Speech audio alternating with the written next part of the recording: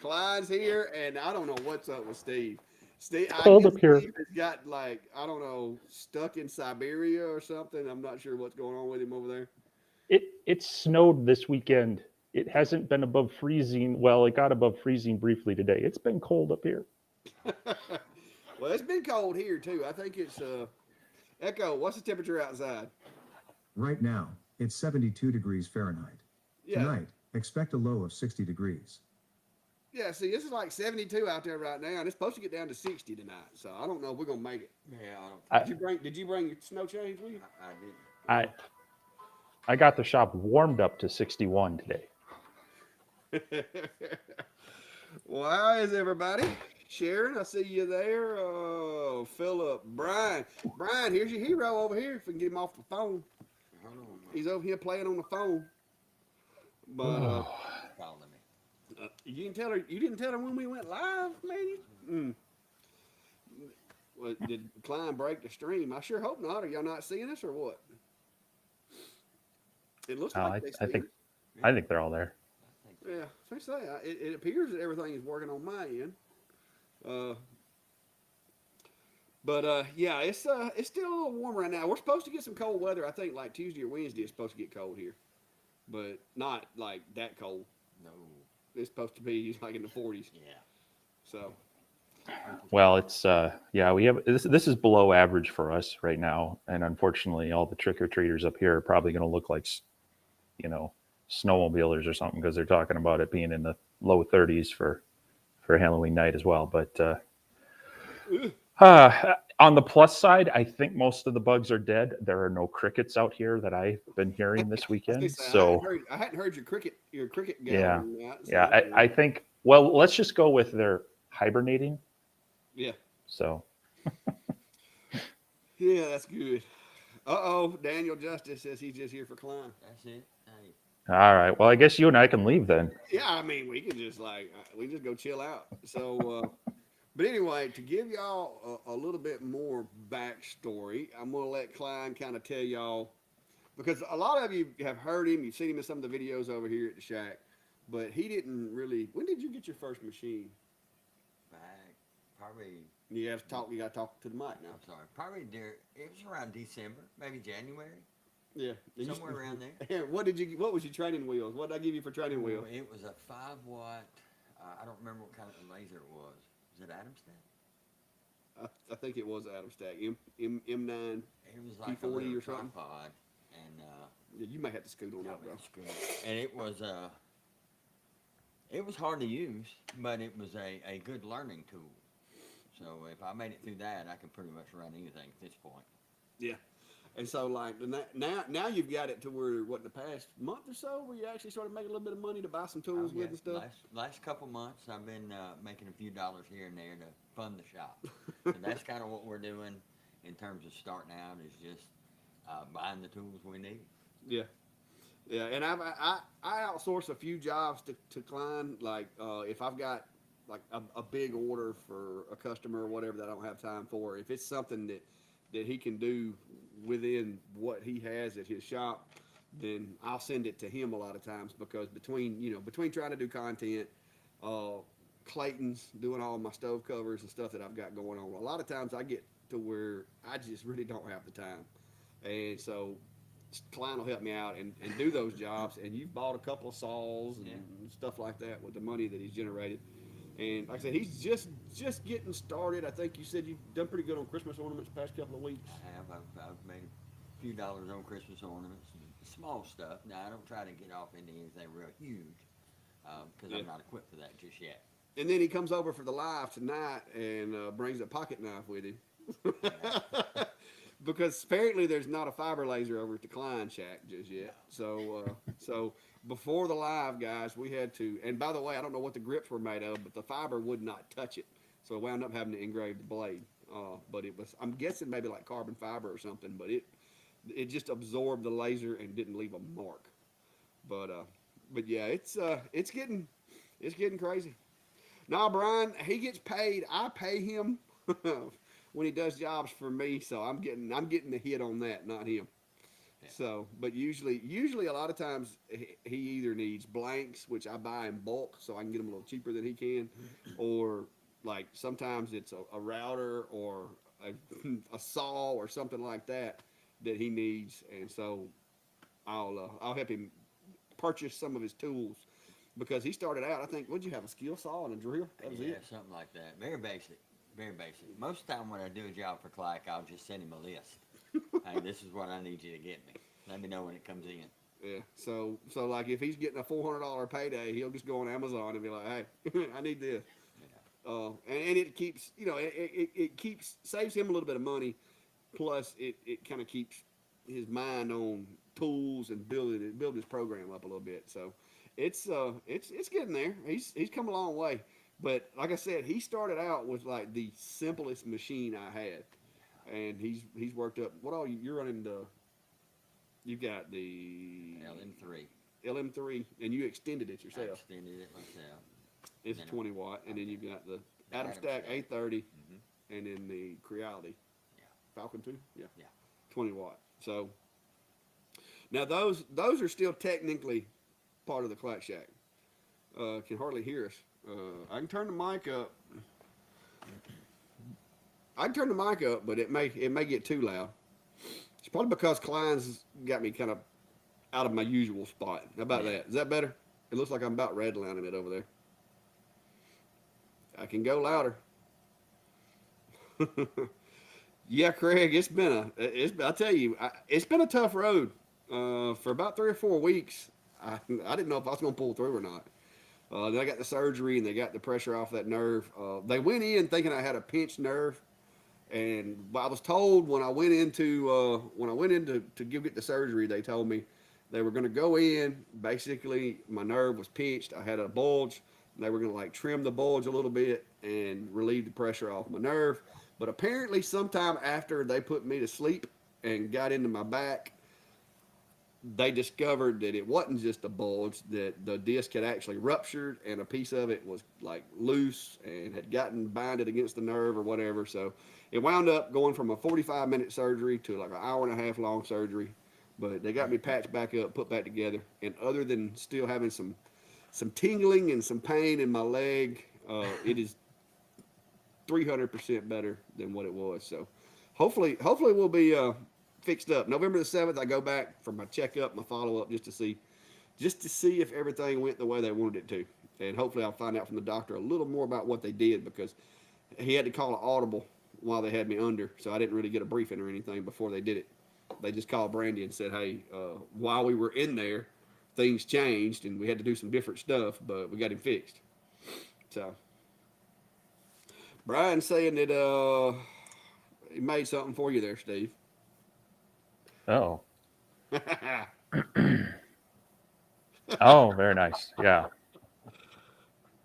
You got something in the shadow box over there. Well, I'm glad you're enjoying it, Brian. And it was fun to meet you and a few others at the Woodworking Expo a couple weeks ago.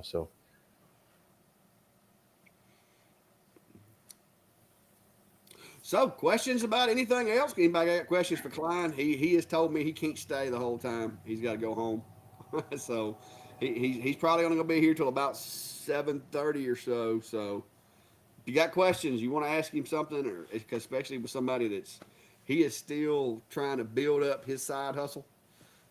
So if you have any questions about anything like that, then here he is. And Brian, soak it in, buddy. Soak it in. But how I know you've sent him some work, but Kline, how else have you been drumming up work? Is it just friends and family, word of mouth? I think you've got a Facebook page, right? Yeah, no, I've got a Facebook page, and it's word of mouth basically, and people that I know. I do a lot of things for my family and my wife's family, and just make them take pictures and put it on Facebook and tag you. just when I do something, make them take a picture and put it on Facebook and tag me in it so everybody can see it. And it's starting to grow a little bit. All right, Brian's got a question for you there, Kline. Well, I think me and Steve clicked on the same one at the same time or something. Hey, that's all you. Brian wants to know, what is the number one thing that's helped you get started besides me? not trying to go too fast. Not trying. If you buy a laser and you think that you're going to just take it out of the box and start supplementing your income, you're going to get frustrated and you're going to put it to the side. So the number one thing that'll help you get started is just do it as a hobby first. Learn, learn what you can do. I still learn things every day. So having the laser and just being patient with it and finding out what your niche is and what you can do and what you can't do, and then go from there. Watch a lot of YouTube videos. That's what I did. Clark's motto when I called him is, "Hey, there's a video for that." Every time I call, there's video for that. I was like, all right, I'll go find it. Yeah, he'll call me with a question, and I'll just send him a link. Yeah. But I mean, it's like me and you've talked about, Steve. I got a message. I had a message I shared with you today from somebody, and I don't want to roast them or nothing. But they're asking me questions, and I'm telling them to do a power and test grid, and they're basically saying, I don't know how to do a power and test grid. And I said, well, check your focus. Now I don't know how to check the focus, and I'm like, well, you got bigger problems. You need to start. You need to back up, do some research before you start trying to get into doing what you're trying to do. That's the thing. And I mean, and I know me and Steve both, we try to put content out there that can help people and that's searchable and that you can, pick up a few lessons from and stuff. And that was one of the things when Kline first came to me and was like, hey, I want to get into this, is, a lot of people will get frustrated and throw their hands up, especially if they don't have, what they consider to be the best of the best equipment. So I did. I intentionally gave him like the worst laser I had. And when he learned how to use it and got proficient with it, then he has moved up and gotten better and better to the point where you've actually built some of your own files so far, haven't you? I've built a couple files. I'm still kind of learning how to build files and have my own thing. Yeah. And like I said, a lot of people around here, some of the people that know me and know Kline, I mean, they know we're friends and stuff. They're like, man, can you believe Kline's trying to, he's trying to step in on your game, and he's trying to, and I was like, who do you think helped him get started? I mean, it's not a competition. All right, there's plenty of work to be done, and if you do it the marketing right, there's more than either one of us can do still working full-time jobs. It's still a side hustle for me too. And then once I got into the whole, doing content and stuff like that, that took away from what I was able to do before in laser jobs. And I've quit advertising as much locally. I still do jobs. I still have people that call me. I did one last night for a lady that knows me through YouTube and Facebook that's local. And, I still take on jobs, but I don't take on as many, and I send a lot of them over to Kline's engraving. So, just because we all in it together, in my opinion. Kline comes over here and helps me when I need help. I think you help put the insulation in that wall over there and the ceiling, and he comes and helps me, and then I help him out with this kind of stuff. So it's been an adventure for him. And it's been awesome for me seeing him learn, because I do enjoy teaching folks, and that's one of the things that you can ask Ken. We worked together for a long time. I've taught him other stuff before we got into lasers, but I enjoy teaching folks and then seeing them being able to take what I've taught them and build on it. So it's pretty neat. But a lot of your stuff you've been selling through the schools because you're working as a teacher too. So Yeah, I'm a history teacher, so teachers love buying crafts. So a lot of the stuff that is more geared toward teachers, because that's who I see every day. So like I did a bench over the weekend for the school, and and I engraved the logo on it, and it turned out pretty well. yeah.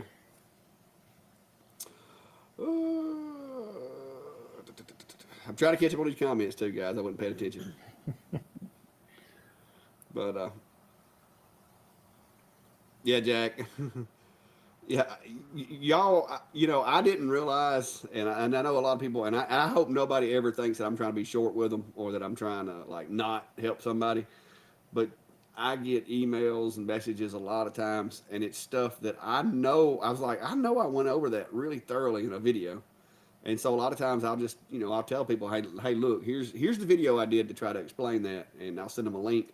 and I hope nobody ever gets mad at me about it, but just understand that I'm sure Steve's the same way, that when you get 30 or 40 messages or emails a day asking questions, you really can't sit down and write out a synopsis of the whole thing to each and everybody that you're trying to help. That was kind of the reason I started doing YouTube to start with, was because people would ask me questions and I would try to explain it, and it was just easier doing it in a video and then have like an archive of stuff that they could draw from. So Yeah, I mean that's similar for me as I kept getting it, not so much how to do things, but people knew I had a laser and were curious about it. So my first couple laser videos were just, here's the machine, here's what I do, and here's how it works. Which then also developed into like, all right, I'm gonna show you how to level the bed in the CO2 laser and a few of these other things, because as I was doing them, I'm like, hey, someone's going to ask me about this sometime, so let's do a quick video on it, and that's been easier.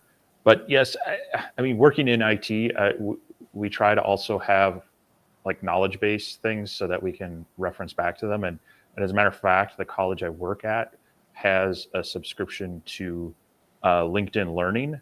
So a lot of times, and people hate this because they just want us to just do it for me or show me. But we're like, hey, here's a really good module that'll walk you through learning how to do this. yeah, And so we try to use that as well. I mean, there's so much information out there that you're right. I don't want to have to try to reinvent the wheel through explaining it each time. yeah, yeah.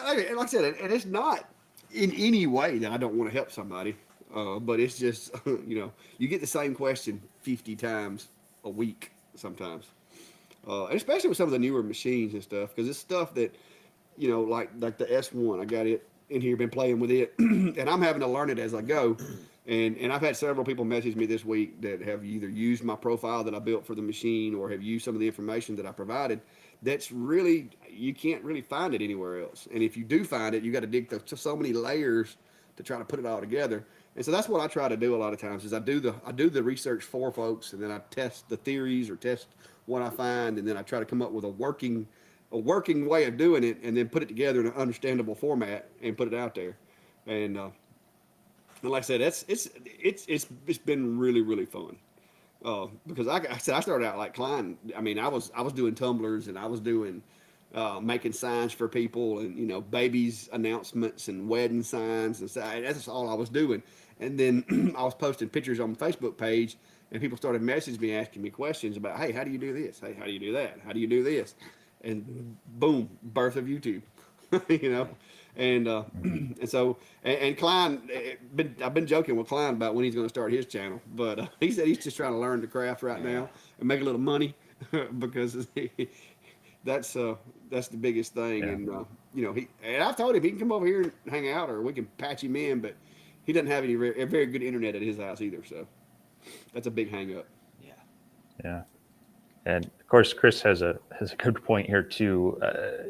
And I would argue that I think YouTube's, while you can get some garbage on there, I would say the real garbage that you got to filter through is a lot of the forums, the Facebook groups, and things like. I see a lot of good intentioned bad information being given out in some of these groups, and I mean it could be a full-time job just going out there and answering questions and correcting things and such.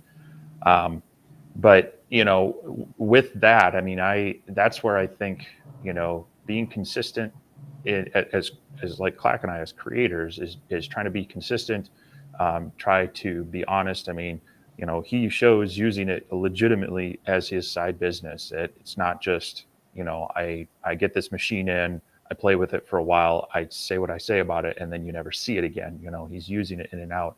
And for me, in a similar vein, as I do a lot of stuff, I don't necessarily share all of my business side of things in here, but I've used a lot of machines over the past 5-7 years as a side business, and so hopefully that kind of comes across as I'm more than just doing this to make videos. Well, the fact that you got some wood behind you kind of helps. Yeah, well, yeah, and so it's and I'm the type who I will notice what's in the background of a photo or a video. So I try to make sure it's not too cluttered. But then there's the shops that it's like it's spotless, it's clean, and you're like, do you do any real making and creating in there? So Yeah. Yeah, and that's um, what a lot of people ask me a lot of times, and people have expressed that to me about my channel as well as yours. Is you can tell it's not just a movie set. You know what I mean? It's there's some work going on there. Yeah, Chris. Yeah, Chris. Early on, there was somebody that claimed that I was on a green screen and that the shop really wasn't behind me or something like that. But but yeah, yeah, no, you know, these aren't green screens. I can pick up these slabs. They're it's real wood. yeah. But yeah, it's been crazy, guys. Uh, just joined in from Enterprise, and I'm not sure what I missed. You can always go back and watch it on the replay if you want to, Brady. We've basically just been shooting the breeze so far. Kline's talking about his up and coming Kline's engraving, and now you can go check out his Facebook page if y'all want to do that. I think I put a link to your page in the description. I think I did, but I'm not sure. But it's Kline's engraving, and I'll type that in here. But he's trying to build his Facebook page up, not necessarily because he's wanting to get into the creating content so far, but he does use it to get a lot of work and get jobs. And that's one thing that I would say, and I think Kline can vouch for that, is Facebook is probably the cheapest marketing strategy that you can have. Yeah. And in certain communities, in certain neighborhoods, it actually works pretty well. If nothing else, just use it as a brag page. When you make something cool, put a picture of it out there. You don't have to have stuff for sale. Just brag about it. Just throw your stuff out there. Just use it as a gallery where people can come through there, look through your photos, and look at the kind of stuff that you do. Because what you'll end up with, and I'm sure Kline, I know for a fact, has had it, is they may not want what it is that you've made, but they're going to be like, hey, I see you made this, but could you make something that looks like that? Yeah. And I got one this week. A girl's like, hey, I could order this on Etsy, but I know you and I know where you are, and I'd really like to have it, sometime this week. Could you think you could get it done? And it was literally an 8-inch engraved. So I'm like, well, yeah, I can do that while I'm sweeping the floor. So I got it and set it on a machine, let it run while I was vacuuming the shop out, and boom, she's happy. And then, like I said, if you can get people to share that stuff, especially in your community, that helps out. And then you got in with a couple of barbecue places and some other stuff that you're working on, some like cutting boards and stuff for those. So just Jeff wants to know if you've gone mobile yet.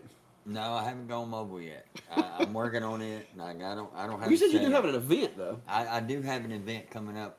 We're working on that now, trying to get things together and get our booth, and we're just going to see how it goes. I don't know how it's going to look, but we're going to try it anyway. Well, I know a guy that's got tables and tablecloths and Yeah, I know a guy. stuff. So I don't know that you want to pull the portable clack shack over there. He's kind of intimidated by my trailer. It's bigger than his truck. Yeah. But yeah, I mean, I agree, Mark. If you're trying to pay your house note, definitely don't depend on Facebook. Yeah. But when you're first starting out and you're just trying to get your feet wet and you're trying to get some jobs and build that foundation, it beats spending $400 a month advertising on the radio or whatever. Because if you don't have the skills to acquire those customers and maintain those customers and keep those customers happy, you're wasting your money if you're paying for advertisement. Because the last thing you want to do is pay a bunch of money for advertisement, and in the first 2 or 3 jobs that you get are something that either you can't handle or you can't turn it out as fast as they want you to, and then you get a bad reputation. Bad publicity is worse than no publicity at all. Yeah. Mm-hmm. So, but I'm assuming most everybody that's doing this, I mean, there are exceptions. I'm sure there are exceptions, but most everybody is going to start out hobby to side hustle to maybe, hey, when I retire, this is what I'm going to do. It's a big leap if you're going from a Monday through Friday straight out to try to make a living and you've never done it, before. That's a really risky maneuver. Yeah, I see people ask that all the time in various groups and such, and you're like, even legitimate brick and mortar businesses, you're talking a couple of years minimum before you start actually pulling a profit, let alone, Yeah. being able to pay you that much yourself as the owner. So, it's a tough thing. And starting out as a side business, using some free advertising through Facebook and other, social media and social circles is a good way to do it. Yeah. ET, that if you look at that blueprint, there should be the ledge built into there. That's where the machine sits. If you're looking at the enclosure Zilla plans, the ledge around the edge of the machine, that's where the machine sits. Everything from that point below is the lift area. So I don't know for sure what you're looking at, but let me look at it and make sure. But that's unless I'm mistaken. Enclosure Zilla, yes.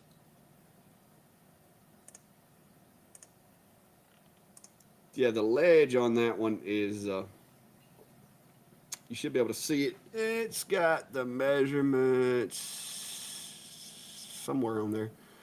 12.5, 17.5. I'm not real sure. I'd have to go back and sit down and look at it, but there's a ledge on there that is right inside the door as it opens. And I'm not sure if that's all the pages to this thing or not. But I say this is 101. But there's going to be a little bit of variable depending on how you go about it. If you use the same lift I use, if you use the same honeycomb, but it may take you a little calculations. But the way to figure that out is once you build the box, sit the lift in there, raise it all the way up as high as it'll go, mark the side of the box where it raises up to, and that is where you want the surface of your deck for the machine to sit on. And mine literally has a 4-inch strip around the edge that the machine sits on. So, yeah, Chris, it takes, like I said, I started doing stuff on Facebook back in whenever COVID hit, 2020, 2019, 2020. Most of it was sawmill related and woodworking stuff. And I was building, quilt ladders and stove covers and doing a few cutting boards and stuff like that. And that's what sparked me wanting to get into lasers. And I didn't get into the lasers until late 2021. I think it was October of 2021 when I got my first laser. And then I started putting more pictures of projects and of stuff. And then the Facebook page got to where it was pulling me in enough money to where, I bought my second machine. And then it just got crazy. To where I was coming home every day from work having to do laser jobs or woodworking jobs. And now I've got to where I limit myself as far as how many jobs I take in. Because it got to where I could not fulfill the orders I had coming in. So I had to gear it back a little bit. I've got buddies that have CNCs in my area. Tip over at Tip's Hammer in Clanton. I send him all the CNC work. I got Kline. I send a lot of laser engraving work too. I got another buddy of mine down on the south end of the county that has a sawmill. I send him the sawmill work. So I send to other people the work that I can't do now. And I've had to dial it back so that I can still have a little free time and time to do other things. Especially with, like Steve, content creation, it sometimes it comes easy, sometimes not so much. And it does consume, it will consume your entire day to make a 20-minute video. So you have to make allotments to be able to do that kind of stuff. Yep.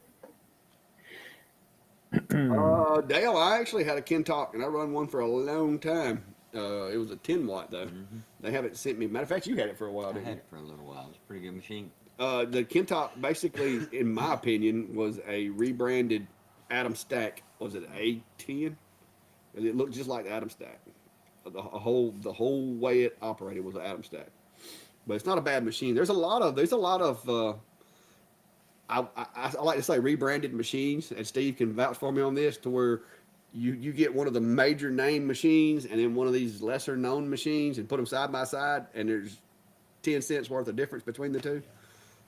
There's a lot of those out there that are actually really good machines, and then there's some of them that don't quite live up to what the other ones do. But with the Kentalk, it did a good job. It actually had the one of the first ones that had the knob that you could set the focus with, instead of having to use a little, just loosen the bolt, let it fall. It actually had a knob you could lower it and raise it with. But yeah, it's interesting. As this one scrolled by a little bit ago, but I saw it, and Ken was talking about an Ohmtech red and black 80 watt, which is very similar to my generic black red and black CO2.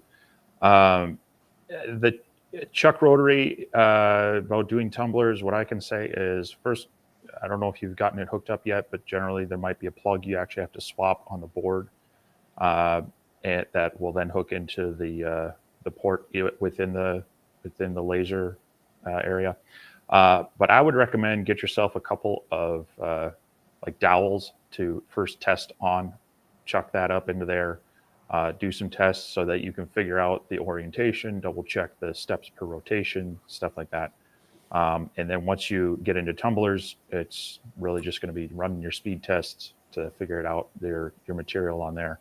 But I would sort out the kind of the orientation and the calibration of the rotary on some inexpensive, like go buy a wooden hanger rod or something like that. They're about 1.25 inches in diameter or something like that, and burn through that a bit on that chuck and get it dialed in that way. Yeah, I tell you another thing too. And this is what I taught Kline, and I think he still uses it. Is if you got any empty soda cans, Coke cans sitting around, wrap those things in some blue painter's tape or some green tape, and they're really good for confirming your design before you stick the tumbler in there to make sure you've got oriented right and everything. It's just like I said, just grab a some kind of drink can, energy drink can, whatever. Wrap it with some blue tape or the green works better, but blue will work. But wrap it with that green tape and do a little test burn to make sure that you're not going backwards before you put the tumbler in there. Make sure you Yeah, do you're going to Uh, take our way down. running light burn, you got to remember to enable that rotary, and then using a chuck style, you do need to make sure you measure the diameter and input that into your rotary setup every time you change to a different size object. Otherwise, your things will come out looking a little wonky. So, Yeah. Steve's asking about a good source for ammo cans. The only ones that I've ever really bought, I think I got some that came from, was it Harbor Freight maybe brought to me, and I think some more that came from Academy. I don't buy when you say bulk, I'm not going to buy like 50 or 60 ammo cans. Typically, I think the one that I did was a wedding. It was like gift baskets for a wedding, and I think we did like 6 or 8 of them, and I think they got them at Academy. The person who wanted them done brought them to me and brought me an extra for testing. Matter of fact, I've still got the extra one that you had for testing. I use it as a toolbox in my tractor. mine are buried right now, but I've got a couple that I've engraved on. And the ones, if you've got a local Harbor Freight, they're okay. They're definitely new. Otherwise, if you've got a sporting store around that might have them, you could talk with them about maybe doing a larger order. But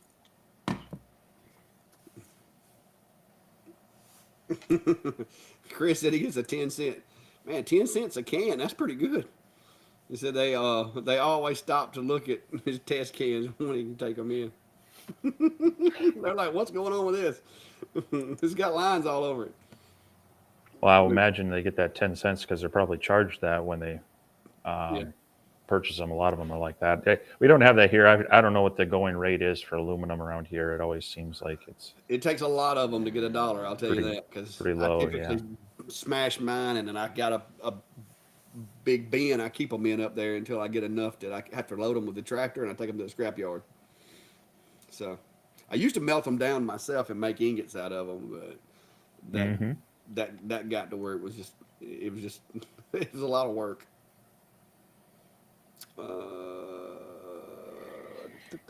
There you go. There's your one. We've had this discussion a lot. So really, for the most part on honeycombs, any sort of like citrus-based degreaser type thing will work fairly well for 90% of it. In some cases where you get some more of the glues on there, you might need something a little more oomph to it, and so like oven cleaner works. But I'll get the LA's Awesome or Dawn Power Wash. Just spray it on there, let it soak for a few minutes, rinse it off, then just make sure it's fully dried so it doesn't rust. And you're not going to get it pristine clean, but you're trying to get the bulk of the kind of the schmutzy stuff off there. So it shouldn't take more than a 10-minute soak and a 2-minute rinse. Set it in the sun or get your blow dryer on it and be good to go.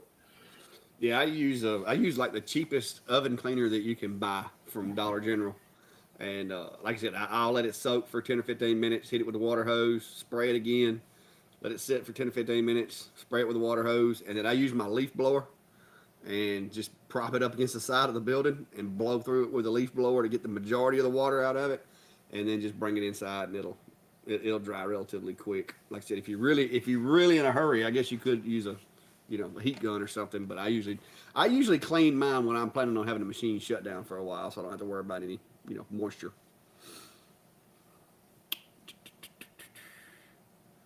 Uh, yeah, Dale. If it's got a cloudy spot in the middle of the lens, you may want to look into trying to find a new lens for it because that typically is going to impair its ability to cut. So my recommendation would be to try to see if you can find a new lens for it. And I don't know if it fits the same one as the X tools and the P2s and stuff, or the P20s, but Steve sells some that fit X tool, and I can tell you they fit the X tools and they fit the H or P20. So I don't know how many other machines they will fit. He might can tell you. Yeah, there's a lot of them that use the same kind of brass end uh, on these, and so for the most part they will fit. I've run into a couple of Aitsers that have had smaller glass in there instead of they're around 14-ish millimeter. Mine are 12 and a half. They're about half inch, and so they fit well. But then you get into some like Sculpt Fun and others, and they have it's like 10 millimeters or smaller, and those are kind of hard to find. So uh, yeah, if you can find them through either the vendor, the laser, or otherwise, like I say, Sculpt Fun's one of them, and there's another one that's escaping me right now. They do have replacement lenses for those, but a lot of them are using that kind of, it's like a 16 to 17 millimeter outer diameter brass end, and then inside diameter is about 14. That works well. Yeah. JT's asking what's the best software to start using. In my opinion, Lightburn. Go ahead and jump on it and learn it. As far as versatility of the number of machines, I mean that's not you never used anything but Lightburn, I have you? haven't used anything but Lightburn. It's easy to use, all the tools and things, and I don't see me using anything else if I don't have to. I like it. It works for me. Yeah. Yeah, for most of the lasers, that works very well. And they give you a 30-day free trial. It's full featured, so it's definitely worth at least trying out.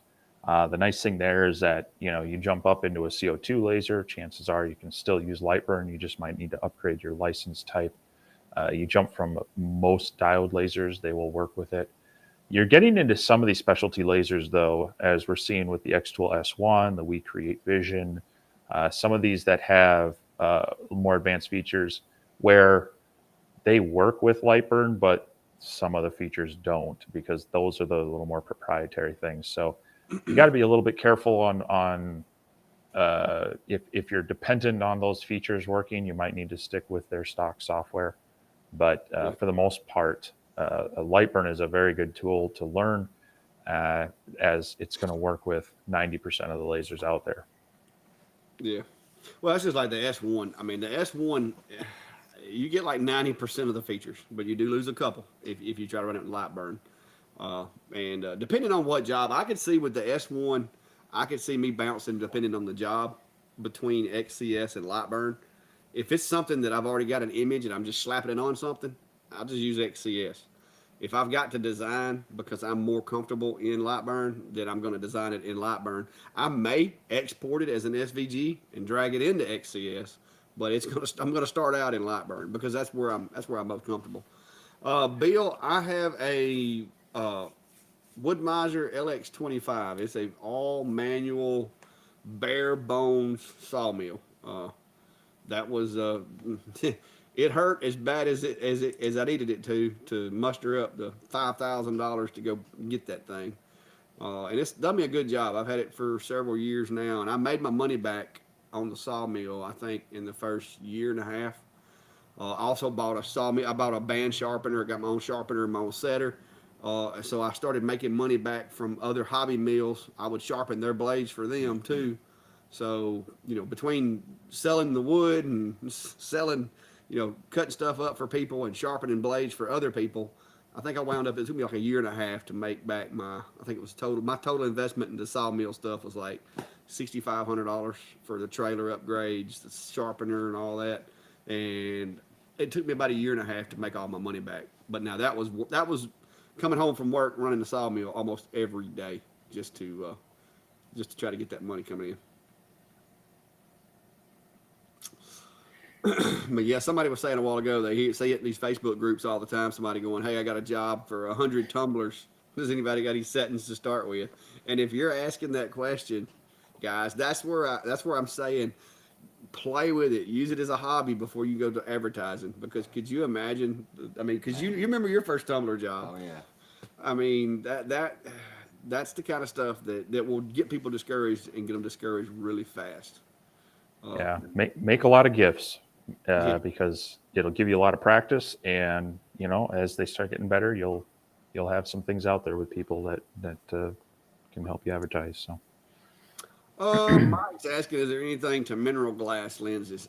Mike, the only thing I can think of, and I don't know if this is the case, is I know when I built my wood heater, uh, in order to put glass in a wood heater, you can't use glass per se, especially if you're going to be burning oak and hickory, because the melting temperature of glass is obtainable in a coal bed of a wooden heater, especially if you have it properly vented so that it gets airflow through there. So you have to use what is referred to as ceramic glass. It's I don't know if that's the same thing that they're doing. And in that case, it's not actually glass. It's basically clear ceramic, which has a much, much higher melting point than regular glass. I don't know if that's what you're talking about, or I suspect that's probably not the case with these laser lenses, but it could be. I don't know what they're referring to. It could just be that it's coated with some type of mineral. yeah, I mean, so mineral glass is supposed to be more durable, but you also can't polish it. So, uh, when you're talking about the cover lenses, in my mind, you want them to be as clear as possible, and you want them to be as cheap as possible because they are a consumable. Yes. So you can spend more and get mineral glass lenses, and they may last longer for you. But as they start to degrade, are you going to want to try to milk them for more because you paid more for them versus just swapping them out with an inexpensive piece of glass? So I don't know if it does anything more than possibly give you a longer lifespan, but you got to remember all it takes is a little bit of dust on there, and that's going to fuse on the glass, and it can be a small etch, it can be real cloudy. It's kind of just it's shot your lens. So Yeah. that's my mind is keep it as cheap as possible so that you can just swap it out, put a fresh one in, and not worry about it.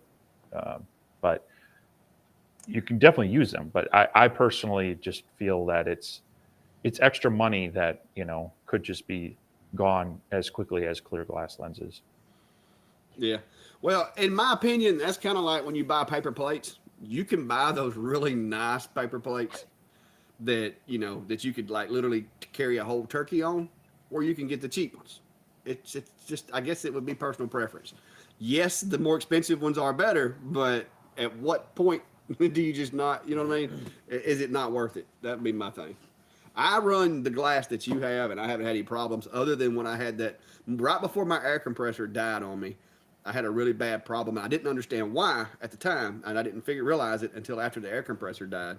But I was getting a lot of moisture in my airlines, and I went through a couple of them. But it was because my airline was blowing water onto the lens while it was hot, and it was cracking them. So once my air compressor died and I replaced it, then I realized what the problem I was having was. But I went through about 2 lenses in a month, and I haven't went through 2 lenses in 2 years. So that was kind of concerning. But it was because I was getting water spray inside the cone, the air assist cone. Yeah.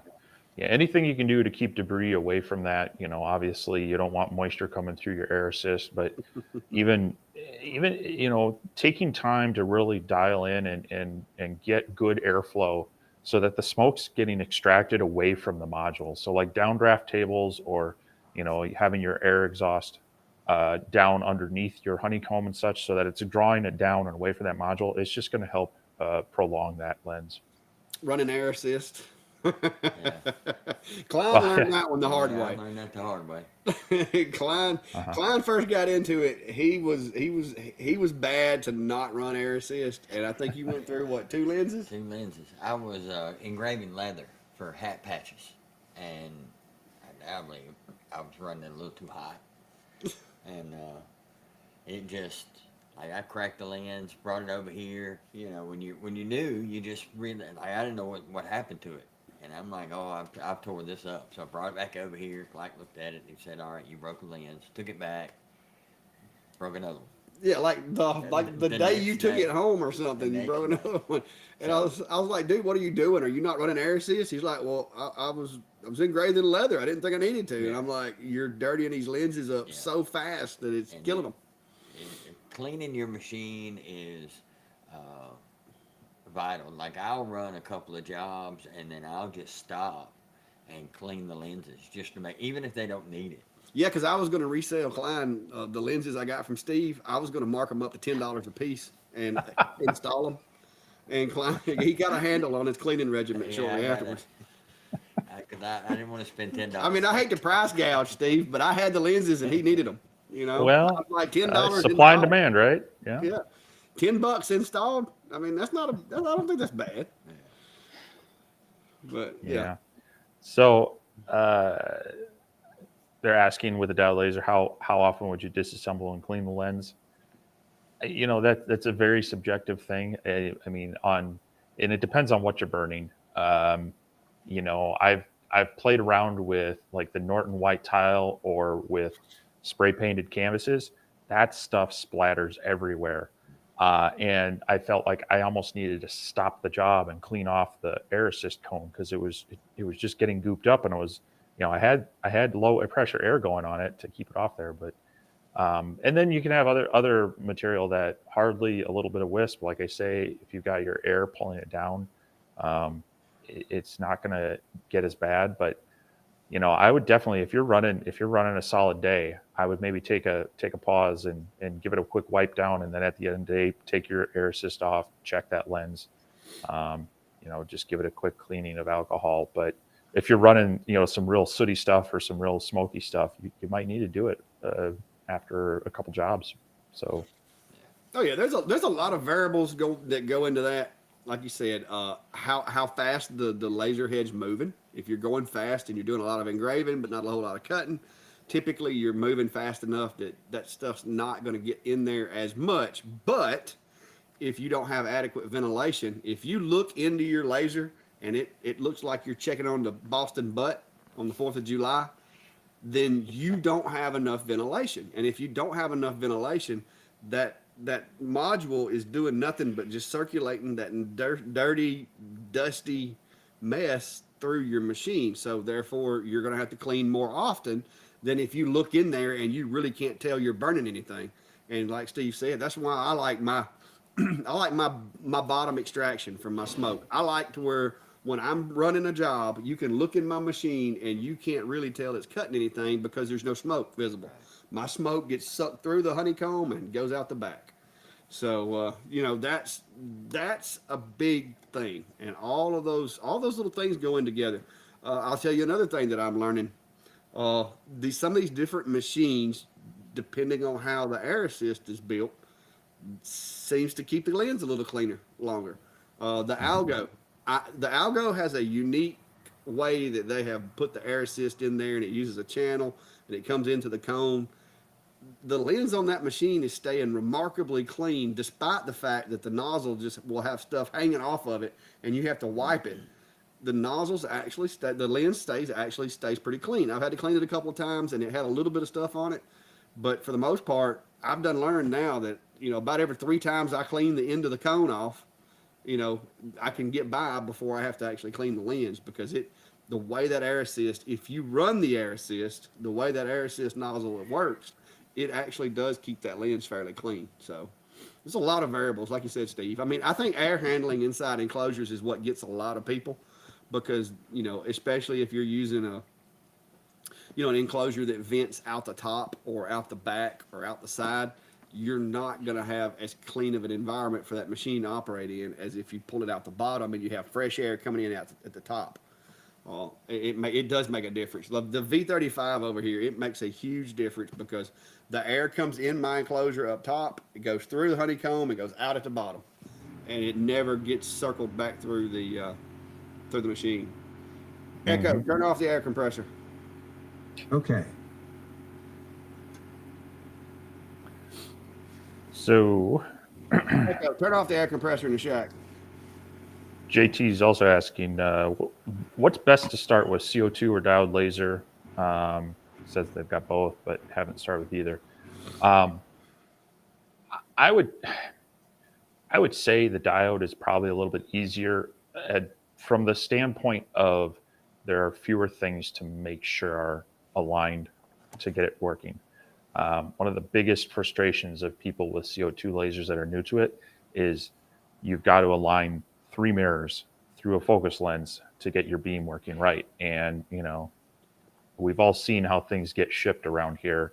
Chances of it coming in alignment is risky at best. So it can be frustrating to get your new machine and trying to learn it and not know why am I getting a partial beam, or why is my power so low, or why is it not doing anything at all, because the beam is shooting off towards your ceiling instead of in towards the lens. So now that being said, the CO2 doesn't have quite as many limitations on materials as the diode has, and they tend to be a little more powerful. So, once you get past the mechanical part of the CO2, there are definitely some advantages to it. But from a simplicity's sake, I think the diodes are far easier for people to get started and manage and maintain them. And especially if you have a smaller work area, like a lot of people do, and you don't have room for something that's, the size of a stove.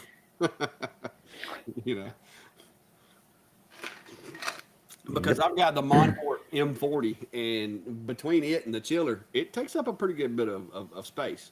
So I think that's a lot of reason that people get into diodes first.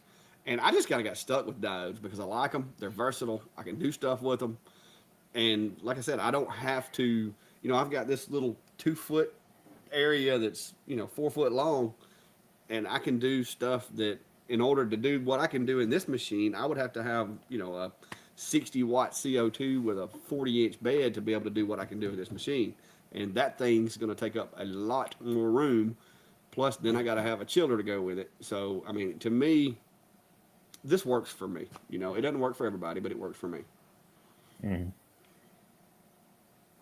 But as you get into it and as you're growing your business, if that's what you're doing, I definitely feel there is a purpose for both in the long run. But for most people, I'm able to do most everything I want to with the diodes, and that's why I've been focusing on them this past year and a half, is because it's worked for me so well, and they keep advancing. Now I am going to be hopefully jumping back into some CO2 content here over the next couple months, because I do have, Christmas time, acrylic, and doing clear acrylic, being able to add that into your offerings is huge. And you just can't touch that with you can engrave them, but you can't cut out acrylic ornaments like you can with a CO2. So that's where I'm going to get spun up again. Around. If it wasn't for clear, I don't know that I'd keep the Monport around, because all the other machines that I have basically can do what it does. especially now that I've got the S1 because it's a 40-watt diode. Cutting capability, it's just as capable as the M40 is, but it still will not touch clear. So Um, so there's a good question. KB's asking, off the top of your heads, 20-watt diode laser recommendations. Looking at the 20-watt long array 5. Um, the best deal that I know of right now, and I think it's still going on, is if you're looking at Amazon at the Acer P20, they've got it marked. It's $1,000 machine, but they have a 50% off coupon, so it's just a little bit more than it was. It was like 450 a couple weeks ago, and then I think you could even get the extensions with it. I don't know that. Yep, I think you can still get the free extension kit with it right now.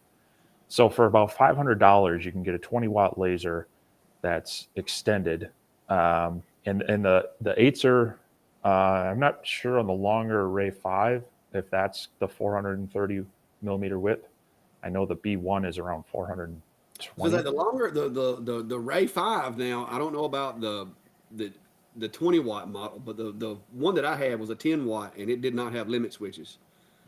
Okay. So it was basically it was hard to run it from running absolute coordinates. Now the B4 or B is it B1 longer B1? Me and you both have one of those, and then that's a Mhm. nice machine. But I don't know if the price. I don't know if they can even beat that Acer price right now. But yeah, the Acer is a pretty good deal. We both had the P20 and or have upgraded to their others, and so that's one it's hard to not recommend, especially since you can get the extension with it and for about $500. So Yeah. that would be one I would definitely look at. However, the longer lasers that we've tried out were very nice machines. The only issue I had with it was really the air assist cone needed to be tweaked, but you could just drop on any like X tool one and that works pretty well. Yeah, he's saying the So new Ray 5 apparently does have limit switches, which is yeah, an advantage. But yeah, so um, so yeah, I mean, I wouldn't, I can't say that I wouldn't recommend the longer, but just price wise, uh, the that Acer at that deal is pretty good. So didn't you put a link down there to the Amazon where they're having that sale? yeah, I did. There's Chris is asking. I put it in my chat. Hopefully, it came through to yours. And there's you got to click the apply 50% coupon, and then there's the extra savings thing underneath there. So you got to look at all those, but Yeah, that should bring it it to should be be in the chat. I see it on the screen right there. yeah, it should be a $500 machine once you apply that coupon, and then you can also go to the promo and add the extension kit. So that's a pretty good deal. Yeah, I think they were bundling it at one time with the chuck too, weren't they? And that's like the best chuck on the market, if you ask me. Yeah, I think during Prime, their what was it? Their Prime, whatever Prime deal days they just had a week or so ago. They had a really early in the morning. You could get it. I think it was under $500. You could get the free extension kit and the rotary for a song, and that was pretty good. But Yeah. North Alabama barbecue. I don't know if. Don't fully understand how to do. Absolute coordinates basically so, just means you operate off of absolute. Like home is home, and then your workspace is a dedicated size. So, uh, yeah, and but I haven't played around with it in XCS. The new update added absolute coordinates. I've used it in Lightburn. The thing that I don't like about Xtool P20 Pro is, so I'll have it home and that's fine, and then I can work in absolute coordinates. That's fine. I have my job where it homes to the back center. That's fine.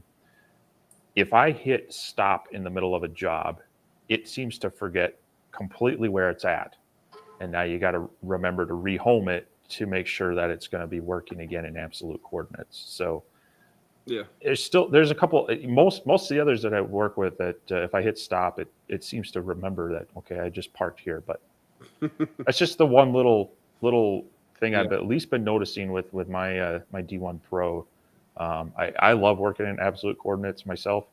Homing the machine, and then I set it to at the end just park the back center or the back corner just so it gets it out of the way. But Yeah. Here we go. Chris is asking. He says, "New to Laser World. What's your opinion of the new X Tool S1?" Uh, so far I like it. Now, I am spoiled when it comes to being able to access my entire work area. The way the lid is taking some getting used to, and especially in XCS, the machine doesn't always park out of the way. Like Steve said, I like for my machine when it's through doing what it's supposed to do, get back out of the way so that I can access my entire work area. That's something I'm having to work through with XCS because it doesn't do that. But all in all, power output, speed, the way that it works, uh, smoke handling, the way it's built, everything about it so far, I like. I wish they'd have added a camera. Not that you absolutely have to have it using XCS, but I also like running Lightburn a lot. So it would really come in handy with Lightburn. Now, like I said, I'm not going to make any guarantees that I'm not going to engineer something, maybe 3D print a mount for a camera and wind up putting a camera in it. But currently, it does not have a camera in it from Xtool. But I do have the S1 40 watt, and I got an email the other day. They're shipping me the riser as well as the chuck for it. So hopefully I'll be able to test it with some taller stuff. I guess they saw the part in my video where I said I didn't like the fact that I couldn't do 3/4 inch material without taking the honeycomb out. So they sent me the riser. And then when I inquired, is this just a riser or what is it? They said, no, we're sending you the chuck to go with it. So I guess I'm going to end up trying to see how it does on tumblers before it's all said and done. But so far, I like the machine, and I've got it set up. I don't know if you saw pictures of my little cart or not. Let me see if I get my little camera spun around here. I don't know if I've got that set appropriately. Pull it. No, I'll just turn this camera around there so they can see that. But I bought myself a little cart for it, and it sits on that cart now. And until I can come up with a better solution, that's going to have to work because I can't. Like I said, I got to keep my mon port around because I got to cut clear stuff. I don't want to get rid of either two of these machines, so I don't really know where else I'm going to keep the S1 right now, except for the cart. So I did buy myself a 36 by 24 cart, and it's working really well for being able to, keep it handy when I do need it. I can roll it over here, ventilate it, power it with an extension cord, run it off of Wi-Fi, and everything works good. So. But yeah, Jim, I actually, like I said, if you go to my Facebook page, there's actually a link to that cart on Amazon. Wynn makes the cart, and it says it'll hold 400 pounds. I don't really want to try putting 400 pounds on it. I don't know if they mean like including the cart weight and the bottom or what, but it holds the S1 really well. And right now, that's where it's going to be for the moment. I guess you could call it my crash cart. There you go. I'm gonna hop on that. Well, Kline said he's fixing to go, guys. So if y'all want to, it was great to be here with you. I appreciate you having me. But well, it's great to have you here, Kline. Y'all go check out his page and give him a like thumbs up, thumbs down, boo, whatever, over on his Facebook page. Hopefully not a thumbs down, boy. Hey, thumbs downs count too, don't they, Steve? Yeah. Do they have that on Facebook anymore? I don't know that you can. So. I appreciate you, Brian. I mean, it's always a good time when Kline's here.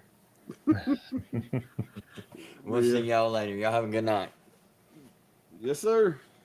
He got to sit on the newly manufactured Clack Shack stool. My salvaged stool. This is the chair that I bought and it broke. And I made me a stool bottom for it and put it back together. So, ha! See you, dude. Be careful. Watch out for them deer. They moving out there tonight. Yeah, they like run across my driveway. They'll run into the side of your car if you don't watch it. Stubber Bull's asking, is there anything you can do on clear acrylic to make you be able to cut it with a X2S 140 watt, or is it just nature of the beast? No, unfortunately, the wavelength of the blue light diodes just pass through it. It doesn't interact with it at all. So the only way you can get it to interact with it is to put a masking on it, and then it's basically using that as a binder. And so you'll be able to etch down into it, but once it gets through that paint layer and starts getting back into the clear, it's not going to be able to cut. So, in theory, you could cut, spray, cut, spray, cut, spray, but it's going to be a jagged, ugly mess by the time you finish that. So, no, it's just the nature of the beast. It's just the nature of the beast with the blue light diodes. You just need a different wavelength to interact with it.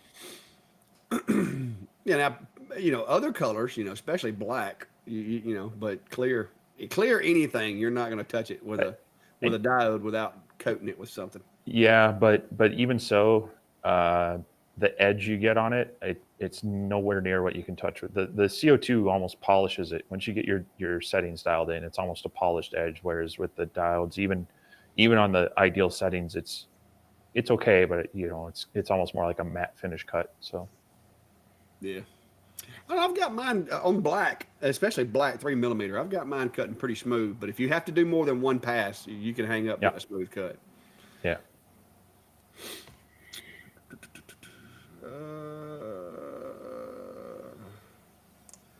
What is it now? I can't miss.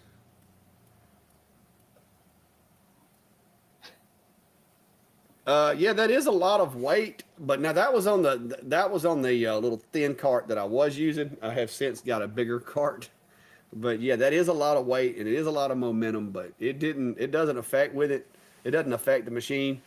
But to be able to engrave pine or most plywoods at 400 millimeters a second and actually get a noticeable engrave is just ridiculous.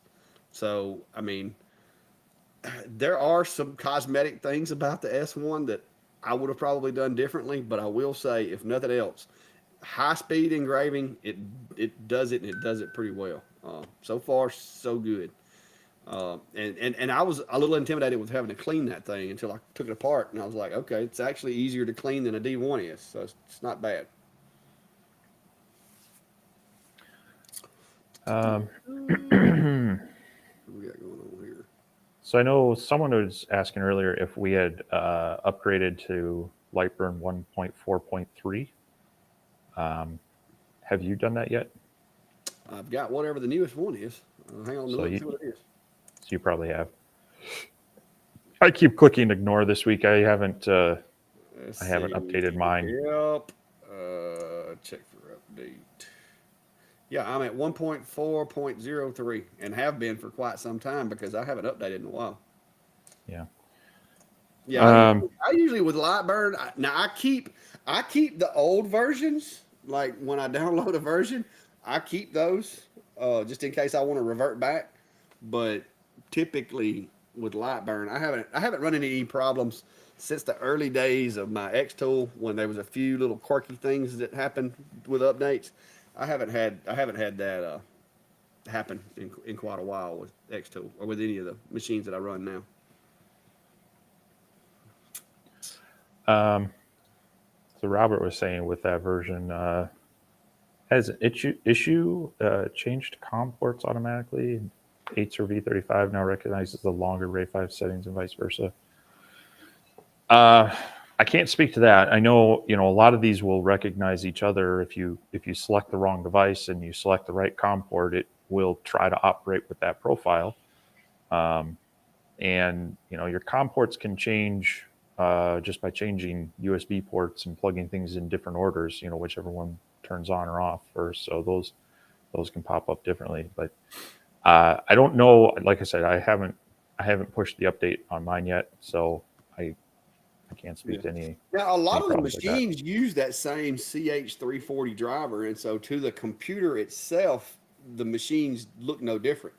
What you have to be careful of and watch for, because like, the Acer, the Atom Stacks, and I think even the Longers, I think they all basically run the same controller, like the chip. Now, I know there's some differences, but it recognizes it as the same, but like it will send settings to it.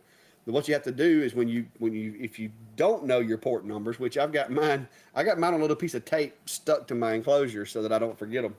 But if you do select a port number, if you'll watch in the command console, typically, especially with the Acer, you'll see it acknowledge what machine it is. The Mon port, like the Mon port will pop up, Mon port M40. The X Tool S1 will pop up in the console. It'll say X Tool S1.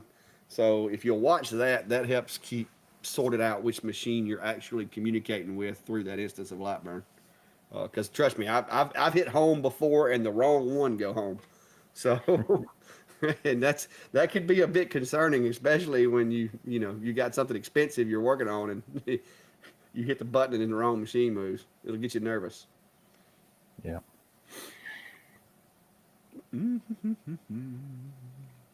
Let's see. Mark, those carts are pretty nice. Just saying, throwing that out there. I had to have something. Had to come up with something to do with it. There's a second half to Robert's question. It looks like saying the graphics and text look good on the workspace, but engraves backwards. Have to invert text and graphics for them to engrave properly. I would check to make sure your origin hasn't changed. If that's in the wrong corner, that can cause your text and things to be backwards or upside down. So double check that is correct per your machine. Some of them like the Xtool D1 where the origin is in the back left. When you develop a file in there and then you switch to the other machine, all of a sudden it's backwards and upside down in the software too. So because that origin changed. So I would check on that in your profiles. Yeah, that's annoying when you when you make a file for one machine and you have to, especially with text in it. It's not that bad unless there's text, because most of the time you can just mirror it and it fixes it. But if it's text, Yeah. it gets all wonky sometimes. Not a whole lot there, Brent. Just hanging out with you guys. Super I think bought an Acer, thanks to Steve. I think. Well, I make no apologies for sharing information. I think Victor's asked this a few times. He's wondering about glass bakeware, and he's trying to engrave glass pie plates. Have you tried that at all? Most of those, like if it's bakeware, it's technically not going to be glass. If it's Pyrex, that's Right. that conversation we had earlier about glass versus clear ceramic. I do know that Pyrex, because in order to be used as bakeware or be safe to cook in, a lot of that's not actually glass. It is actually clear ceramic. So there's going to be a little bit different. It's going to be a lot tougher. So as we're like regular glass, you can spray it and hit it with the laser, and you'll get enough heat caught by that black layer to cause it to chip. If you're looking at the melting point of that Pyrex or that glass cookware, you're going to have to really hammer it to be able to melt it. So that's probably what's going on with that. Hang on, and I'll try to see. I can't remember the exact temperatures, but I know I had to do a lot of research. But yeah, Pyrex is technically borosilicate glass, which is different from other glass, and it has a high resistance to chemical exposure, thermal expansion, or thermal shock, which basically means anything to do with your laser generating heat to it is not going to affect it the same as it will regular glass. So I would say that's probably what's going on. If it's rated for cooking on, and it's clear, that's probably going to be an issue with you with it. But yeah, Pyrex is specifically made to not chip or fracture or anything like that when it gets hot, or when it gets hot to cold, cold to hot. And so it's kind of made basically for the purpose of defeating a laser. So that's probably what you're running into. And if you want to, like I said, if you want to search that, just do, standard glass versus cookware glass, and look at some of the differences in it. I think it's got a higher level of like silica, and it's got carbon. It's a whole bunch of sciencey stuff, but basically it is resistant to damage by heat. Kind of like the other, like fireplace glass, which is technically not glass. It's ceramic. Da, da, da, da, da. You got me there. I don't know which video that would be, North Alabama. I've got a lot of them. But if you're homing and it's grinding, and if you have limit switches, then you obviously have either a limit switches are turned off, or you're homing way too fast. Which means you need to either check, make sure your limit switches are working properly by testing them, like move the machine and bump the limit switch and see if it stops the machine. If it doesn't, then you're going to need to go into controller settings. And if it does stop the machine, but it's still grinding when you home it, then it's probably because your speeds are way too high and it's not allowing it time to slow down before it hits that switch. So, but I don't know what video that would be, North Alabama. I've done a lot of them. There you go. Somebody's got one for you, Steve. Um, yeah, so you might need to get, you might want to make sure that your HDMI cable is rated for data as well as video. And I'm not sure if that's just the high speed one or there are some that are high speed with Ethernet, but I believe that might be the issue as far as making sure it can actually communicate with the controller. I don't have any good recommendations on which ones will work because I've not tried that, but I'll have to see if I have any on hand and maybe I can test a couple extending that little panel. Yeah, I haven't ever tried that. I don't even use those things, to be honest with you. Kingdom, as far as if you're talking to me, all of the test files that I use as far as speed and power are all generated out of Lightburn. And I've got different arrays for different machines and different materials.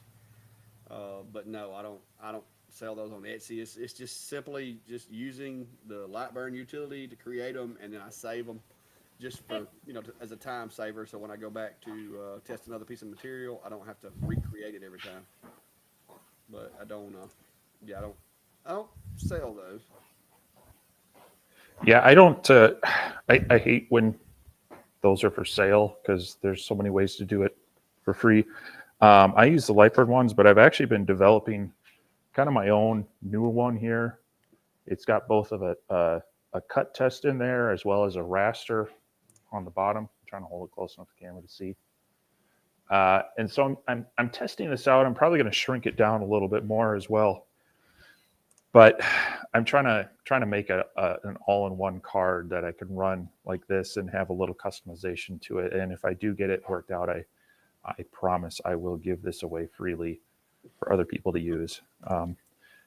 Because from side by side. I don't know how to get us out. They've moved my buttons around. there. There we go. So yeah, I do have a video on using the Lightburn material test. So you can definitely follow through that one if you want. And then have you done one? I know you've been playing around with it in XCS. I've got one on. Well, I've done a couple of videos with doing them in XCS. Yeah. So. And I've got one on Lightburn too. But yeah, I mean, there are some good ones out there, and you might feel they're worth paying for, but don't feel like you have to pay for a test file. There's a lot of them that are out there that are for free. So definitely use those first.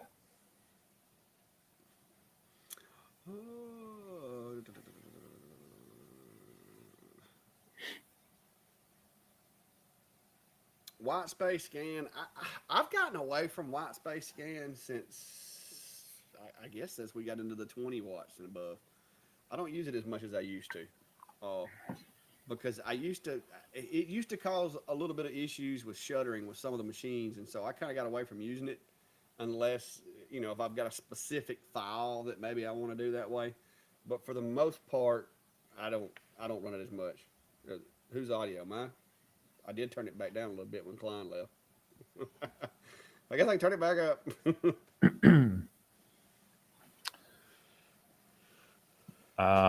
See you, James. Yeah, white space is one of those things that machine to machine, some are going to struggle with it, some will do fine. I mean, it's nice when you can play with it depending on your design because it can cut down on the time, but um, it, it it can also allow it to get way out of whack if it starts, if you get a lot of jitter and it starts moving too fast. So it's one of those things that if you want to play with it, I would just kind of take some increments and work your way up until you start seeing issues and then back off. And that's really going to be machine specific, I think. Yeah.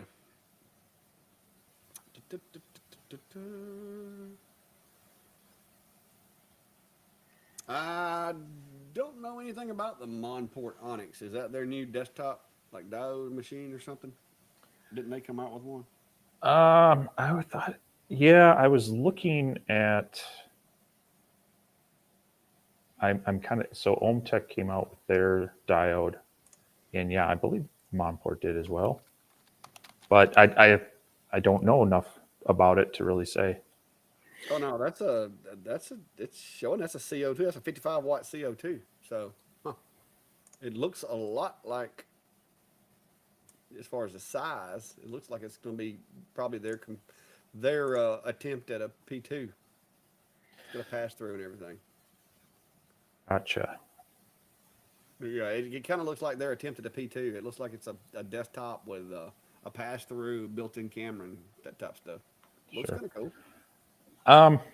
Yeah. So,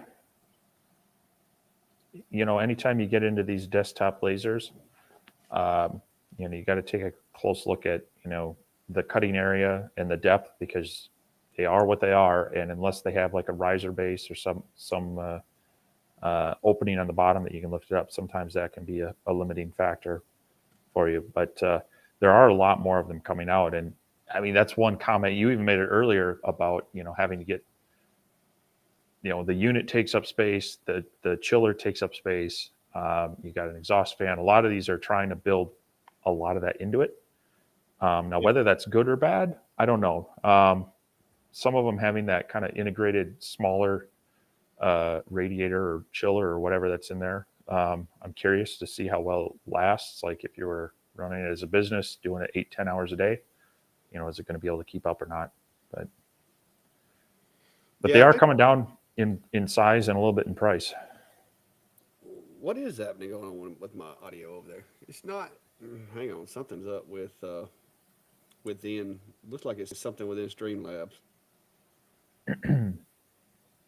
It's not. It's not on me. I think it's on Streamlabs. Well, I could also try to bring mine down a bit. Let me put my headphones on. It may be this echo canceling. Give me a second. Since Kline's not here, I can put my headphones on now. I bet that's what it is. I turned echo canceling on when I got in here because Kline was here. Let me go. Let me turn the echo canceling off and see if that fixes it because I've got all about that. Yeah, that ought to have changed it a little bit anyway. Yeah, I hopefully bump mine down a little bit too, just to hopefully balance it out. Don't want people being frustrated with audio for sure. Yeah, well, I had when Kline was here because I couldn't figure out how to get it to output to two sets of headphones in a time sensitive manner. So I changed up some stuff. But unless I bumped something a minute ago, no, it looks like everything's all right over here. Unless it's something happening with now I can always crank mine up, but unless it's something happening with Restream, I should be good now. It still looks like it's low.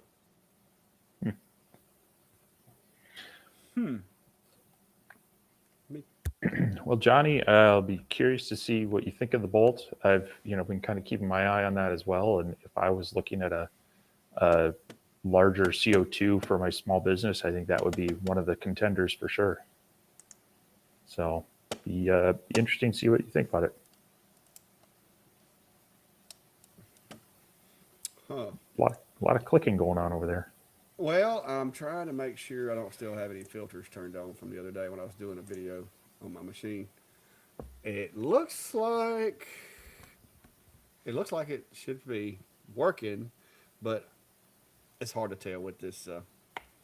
Okay, Brad said he hears both just fine now. It's hard to tell with this restream because it's so delayed that I can't see the graph. But on my real time graphs over here, it looks good.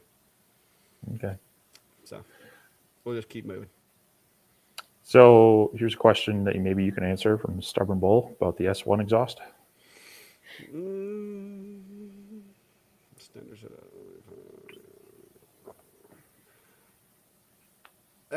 Well, I will tell you this: the little fan that's in there, I think when they put that fan in the chassis of the S1, they intended on people using their filtration system, which probably has an intake fan in it.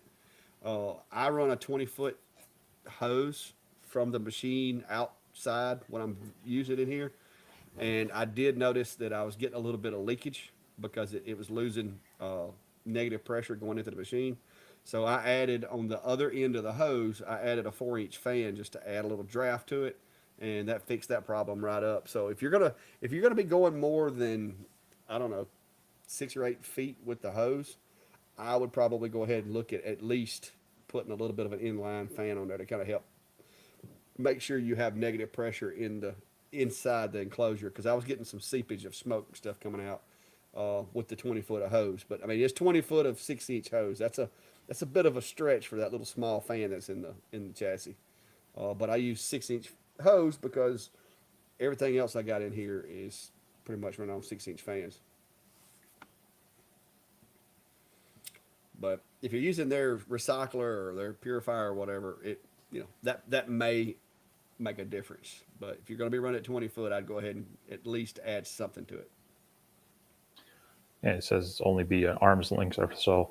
So hopefully you're fine with that. I would keep it as straight as you can. Try not to have too many bends that it has to contend with, and then yeah, hopefully that'll work pretty well.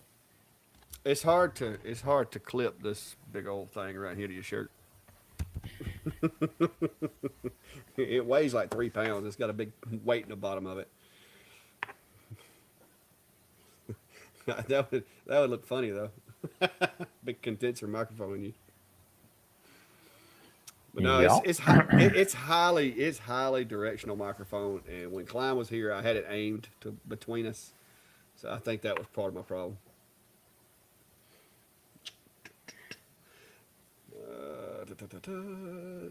Darren, I don't know that any of the. I'm gonna be honest with you. I don't know that any of the filters are gonna last very long.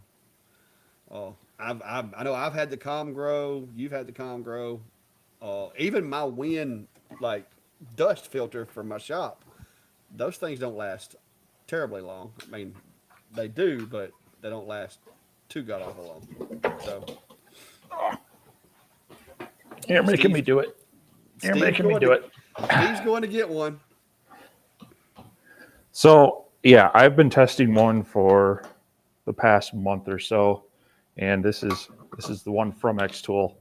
So I will show you what this filter looks like after a few weeks use. And I mean, that's not been constant. It's not been like business, but so this is the top filter, and this is just for debris, and that gets pretty dirty pretty quick.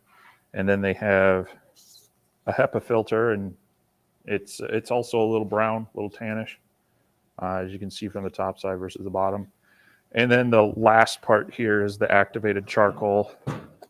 It's pretty good size. I couldn't tell you the volume in there, but again, it's kind of smoky on the one side, more white on this side. Even when it was brand new, they work well to remove the haze, and they definitely cut down on the smoke.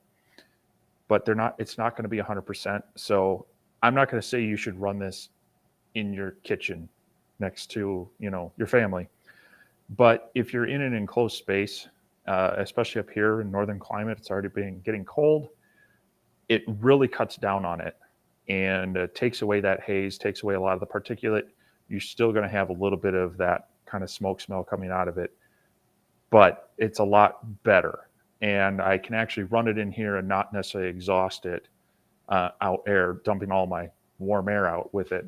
But yeah, these filter stacks they're like $100 and some odd to replace. So it's not something I would rely on solely if I have an option to vent it outside. So What in the world is going on with my little selection? I have lost a screen, Steve. what are you doing? I can't put us back. There we go. There we are. Just I can't put us back in the Brady Bunch. Look. Ugh. But yeah, like I said, I guess they're better than, like you said, in some climates especially. It might be a better alternative, but luckily where I'm at, I just blow it outside. Now I did have a little bit of a scare today. I had to run to the house real quick, and yesterday, I was doing my stool, which is quite an extensive engrave on the V35, and so I had to run to the house for a second. And when I turned around and came back toward the shop, the wind was blowing just right to where my vent on the corner of the shop over here, there was so much smoke being generated by this V35 that there was like a plume going towards the house. And my heart stopped for just a second because I had to run to the house for just a minute. And I was like, oh my gosh. And I can't run right now. So I was like, my heart rate's got up, and I opened the door. I'm like grabbing for the fire extinguisher. But what it was just the way the wind was pushing the smoke down. It was generating so much that that 6-inch hose out there was just it looked like a train, like one of the old locomotives from back in the day. Wow. Brad, I'm going to use them. That's what I do. I'm going to use them. Still got a couple more things I want to do with the WeCreate and check. I'm kind of waiting for Lightburn compatibility to get a little bit better with the WeCreate. They say that it'll work. I had a little trouble with it, and if I had a little trouble with it, I'm afraid that other people may have more trouble with it. But it's a decent machine. It's the work area is a little small, but it will crank out some tumblers really well. So I don't know yet. Don't know exactly what. Brandy actually said that she thinks that machine's like for her because it's cute and it can be like sit in the house and she could use it inside the house. But I don't know yet. We'll see. Yeah, I think that's gonna. Well, you've got the S1, but the WeCreate size-wise, how do they compare? Like taking up space on the bench. The WeCreate smaller. So I And thought. I actually, So he's actually saying what I've been thinking. I've actually thought about taking it and putting it on my mobile setup, but I just haven't. I haven't decided yet. I don't know. I'm still gonna keep playing with it and make sure that nothing comes up that I don't like about it before I decide to do that. But it is a good. If I was going to go do an event and I didn't want to take my portable table, like say if I just wanted to go do an event and take a machine and a folding table and a couple of chairs, that would actually be a really good machine to take because with my portable setup right now, I've actually got the air assist built into it. I've got the enclosure built into it. I've got battery backups and power and all that. But with this thing, that's all you got to have right there. I mean, you don't have to have the air assist and stuff. So it is actually a really good machine for doing events. I don't know that I want to go change my setup just right yet. yeah, well, I mean, that's one thing that I was thinking about is that people that are, it would be far more mobile than me taking my big plywood enclosure for the X tool. And that's one of the things that was great about the F1. It was fully enclosed. I was able to run it. People could see what it's doing, and I didn't have to worry about it so much. And that's where I think that type of machine or the S1, because they're more fully enclosed. Yeah, the S1's actually a lot bigger than the WeCreate, though. Well, yeah, and that's where I was asking earlier is that the size difference, but just being able to have that fully enclosed setup is so much better for operating around others. So whether it's portable, like in your case, or like I've had some faculty in a few different programs at the community college say, hey, we'd love to talk with you about lasers and how we can incorporate it into our program and such. And I'm like, well,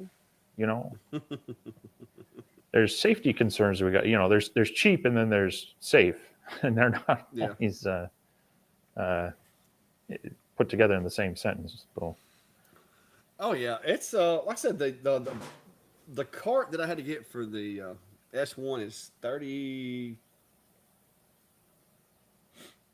24 by 36, I think it is, and there's just enough room on the width. There's just enough room for the air assist pump to sit back there.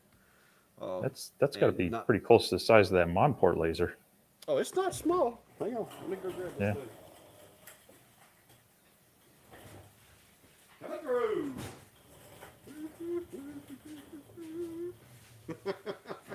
It's not small. By no means is it small. Like I said, from end to end, this guy is packing it in. I think it's probably close to 30 inches from side to side. Yeah, it's exactly 30 inches. So from side to side, you're looking at 30 inches. From front to back, 22 inches. And without the riser, you're looking at a height of 7.5 or so. And like I said, and it's probably about 3/4 of the workspace is exposed when you open the door. But, whew. But yeah, it's not a small machine by no stretch of the imagination. The So yeah, only thing that so the Monport's just a couple inches wider. yeah, yeah, not much. I mean, it's just about the same size as my M40. Yeah, I measured mine. It's 32 wide. Yeah. Now this doesn't have to have a chiller. This one doesn't have to have a chiller or a 5-gallon bucket full of water. So I mean that's an advantage, I guess. Well, But neither this does one your M40. It just wouldn't run very long. yeah. Well, we don't want to run that without some kind of cooling. Let's see what we got going on here. I am starting to yawn, guys. Hang on a minute. Woo! Since I have been So injured, I've been going to bed early and I done got hurt. so Stubborn Bold's asking, designing files in Lightburn compared to XCS, which wouldn't be a big deal if you design in other programs, as long as it's SVG or DXF. Ask you if that's correct. And so yeah, I actually do a lot of my design work outside of Lightburn and or XCS, and I then import to it. Um, yeah, DXF works, SVG works. I've had random issues with either one scaling properly. So that's just the important thing is if you're going to design in another software and you want to make sure you have a reference to ensure its accuracy, put in like a 1-inch square on your drawing that is just there as a key.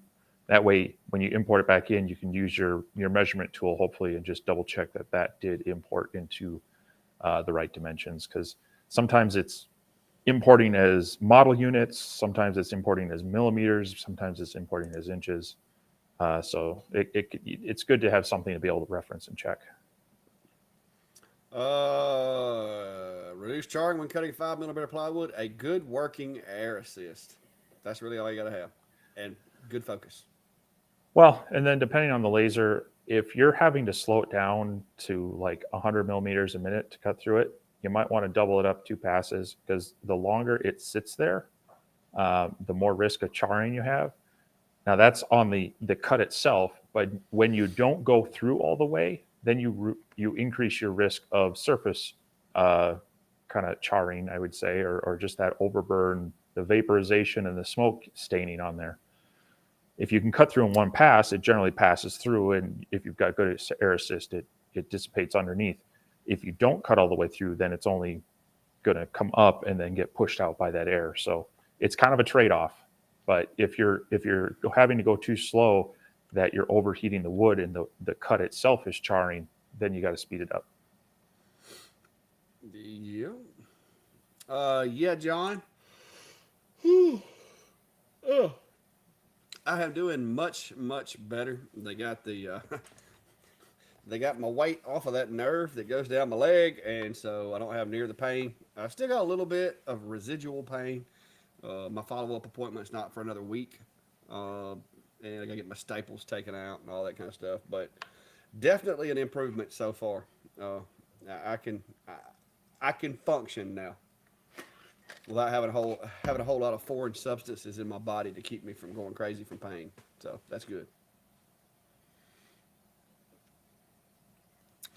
But yeah, I hadn't. That's the first time I'd seen that bolt. I'd have to look at that, but it wouldn't be. It doesn't look like a bad machine.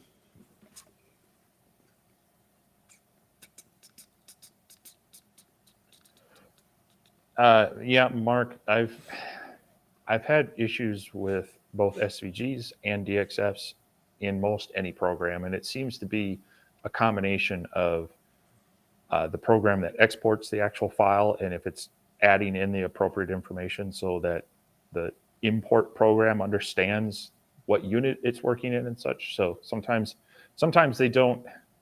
They seem to lose some of that information, and then you import it, and their dimensions are all wonky, or it'll do some things. Now, I've also run into the issue where, say if you're working in Illustrator and you're using a bunch of vector shapes and items, but then you add text. Well, the text tries to come through as text and not lines and curves. So usually when I'm working with that, I'll actually take my entire drawing, highlight it, and make sure I export those to paths so that they're not something other than that. It's all coming through as a vector at that point. But yeah, I've had it in the past where I've had to import into Lightburn and then export back out into another CAD program because I was getting double lines in one versus the other. And sometimes I've used VCarve the same way.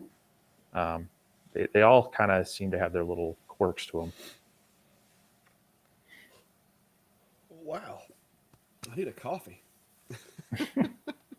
My sleep schedule got so messed up during all that stuff, man. Because when I was taking those meds, like you take your meds and then nap, take your meds, nap.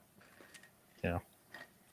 So are you just sleeping more, or are you getting up earlier? I'm getting up way earlier, and I got to where I'm waking up at like 5 in the morning. I used to Yeah. never ever get up at 5 in the morning, but Good. I'll feel like I can call you then. yeah. Well, what happened was I was having to set alarms to take my meds like every 4 hours. If I didn't, I would wake up in excruciating pain after 5 hours, and then I'd take the medicine, and it'd take another hour for it to take effect. So by this time, I got 2 hours of just literal, Yeah. just pain. And so I had an alarm set for every 4 hours to remind me to take my medicine. And so I was getting up. I'd go to bed at 9. I'd get up like 1, take my medicine, and then get up at 5 and take my medicine. And now that 5 o'clock is kind of like stuck with me.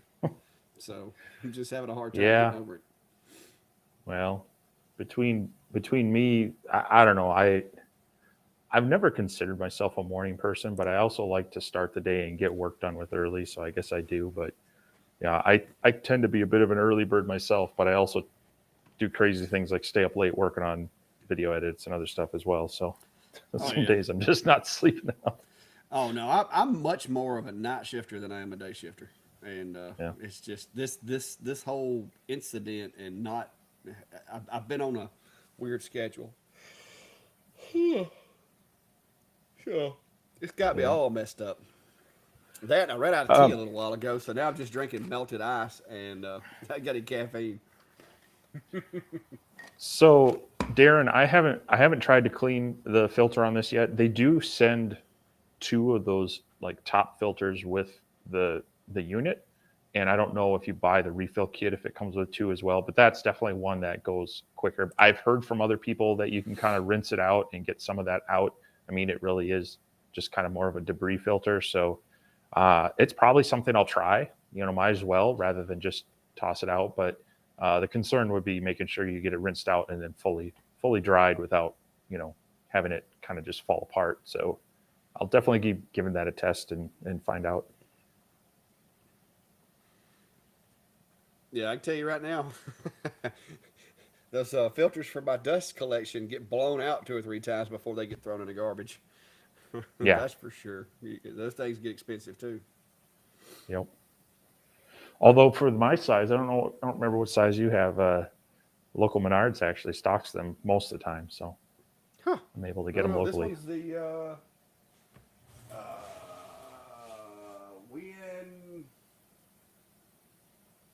when I think it says 3416. I'd have to look at my Amazon history, but I think it's a Yeah, 3416. mine's the Grizzly version, um, and it's just whatever size filters there are. But so yeah, just go check out your local Menards, and you'll be able to see if they have them. I don't have a Menards. I've got a box of filters up there still.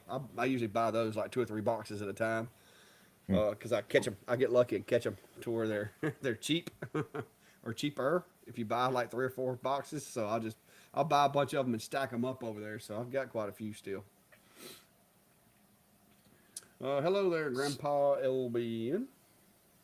So yeah, Jeff, that would be great, except for it's kind of in this, I don't know, like tag board, cardboard enclosure kind of thing. Yeah, I don't know I'm how that afraid cardboard would hold up. well, even just kind of, you might be able to cut it open and then tape it back up, but it seems structural until the point where you make it not structural, it might start Yeah. falling. But yeah, it would be nice to be able to, recycle and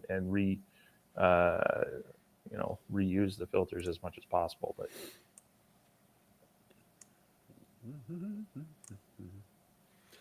All right, questions, everybody? Anybody? It's 8:46 where I live, and it's an hour and 46 into our live. If you haven't already, go check out the laser engraving community page that we have. We try to keep information and stuff there.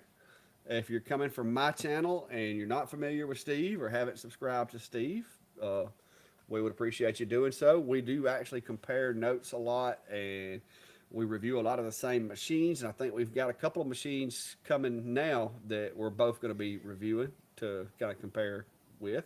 yeah, possibly. So within the next couple of weeks, there should be. I know I've got a Atom Stack machine that I'm supposed to be checking out, as well as a Elegoo, which I've never used the Elegoo machine, so we'll see how that works out.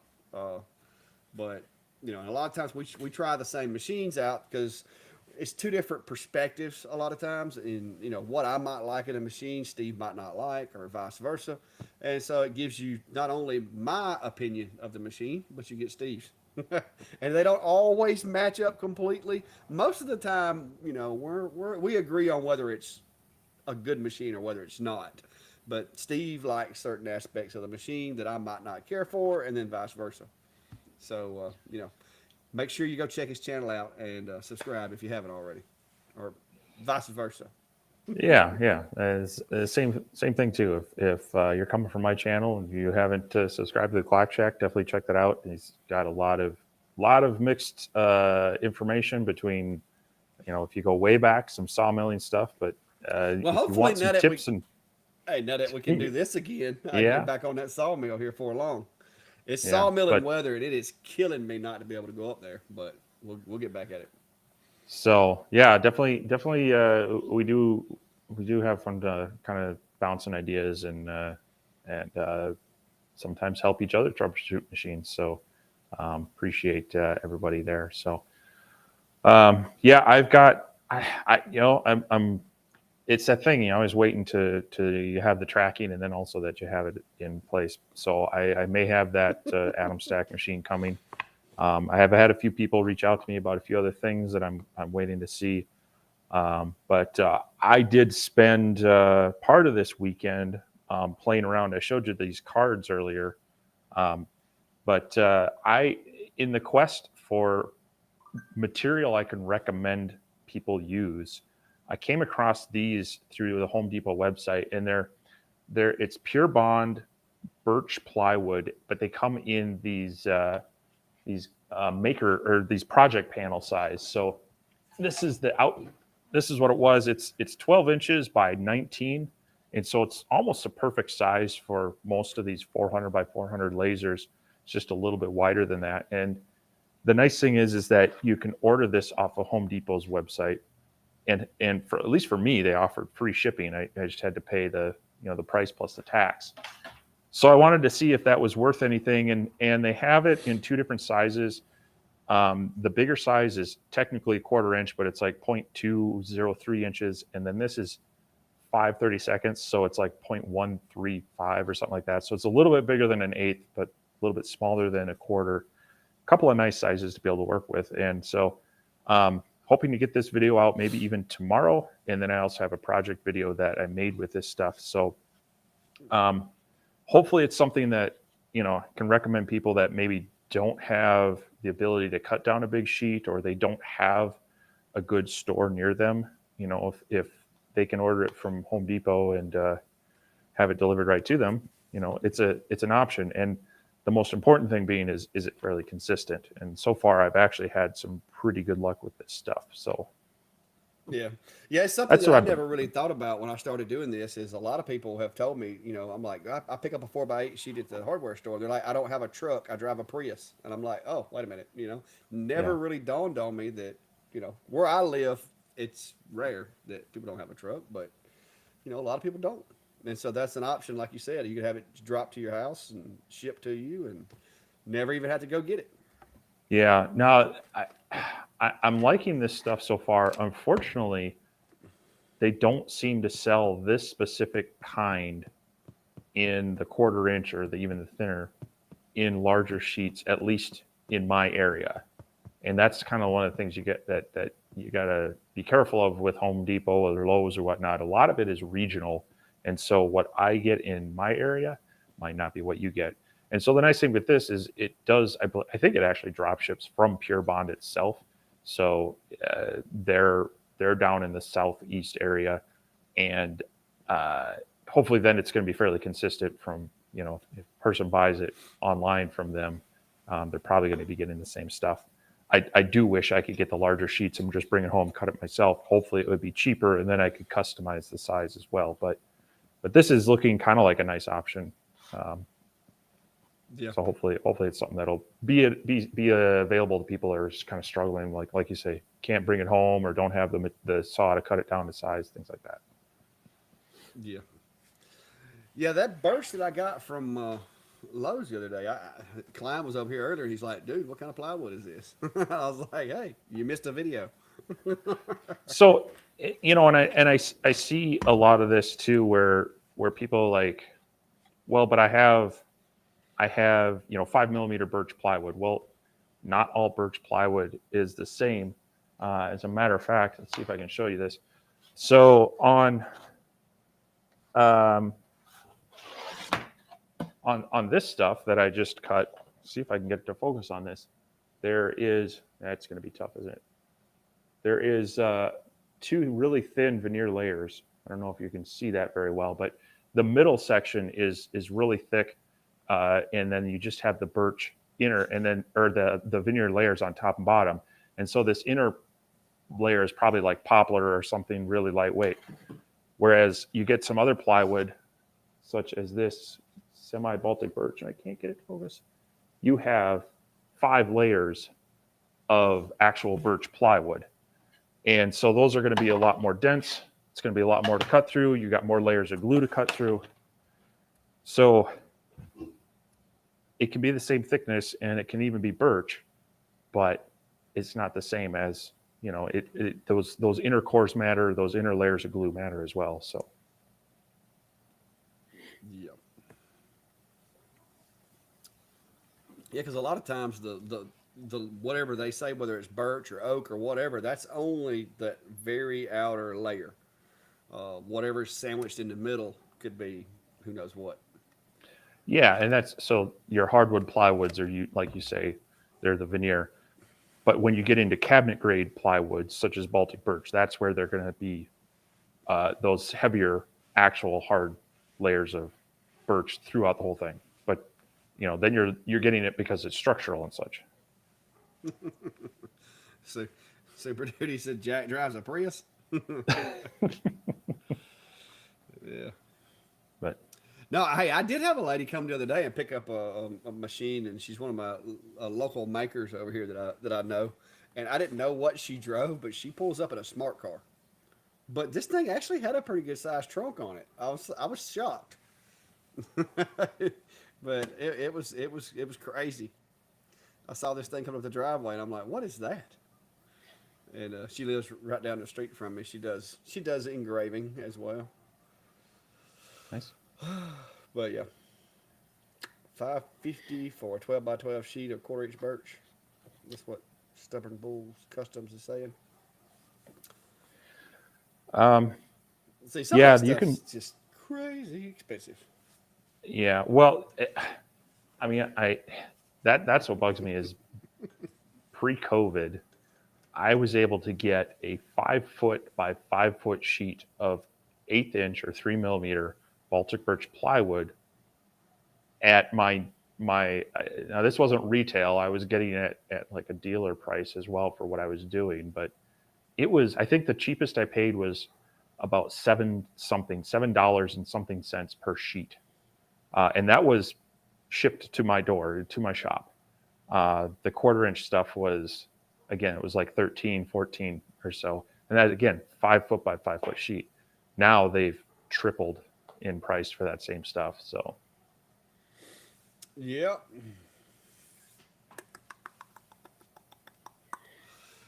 All right. Well, guys, it is my hour and 55 minutes into it. Yeah. yeah.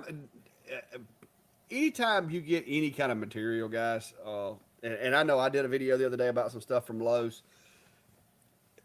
Understand that, like Steve said, there may be differences in the material, but even if there's no differences in the material, if you're in Arizona or if you're in Louisiana, the way that material cuts in your shop may be different. So always do your own research. Go ahead and throw your little piece of material up there, run a few cut tests, figure out the settings that work best for your machine.